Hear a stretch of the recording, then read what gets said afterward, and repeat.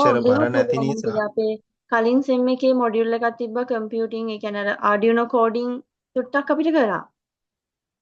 එහෙම හා තිබ්බා. හා හා ඕකේ. හරි හරි. එහෙමනම් දැන් ඔයාගේ ප්‍රොජෙක්ට් එකක් දැන් ඔයා කියන්නේ දැන් අර මොකද්ද රිමෝට් ඔයාගේ ප්‍රොජෙක්ට් එකක් වැටින්නේ අර රිමෝට් පේෂන්ට් මොනිටරින් පැත්තට නේද?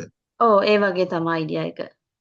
හරි. එහෙමනම් අපි මෙහෙම කරමු. දැන් අපි ඔයාට අයිඩියාස් ටිකක් ෂෙයා කරනම් ආ අදම නෙමේ හෙට වගේ අපි හරි.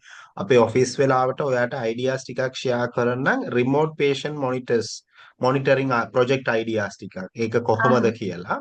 ඔව්. දැන් ඔයා එකක් තෝරගන්න නැත්නම් අපි හිතන්නේ ඔයාගේ ප්‍රොජෙක්ට් එක මොකද්ද ඔයා තනියම බලන්නේ ප්‍රෙෂර් එක විතරයි නේද? මගේ දැන් අර මගේ යාළුවෙක් මට කියලා තියෙනවා මේ ප්‍රෙෂර් බයින් එක චුට්ටක් ඇකියුරේට් කරන්න අමාරුයි මොකද සෙන්සර් එක එහෙමත්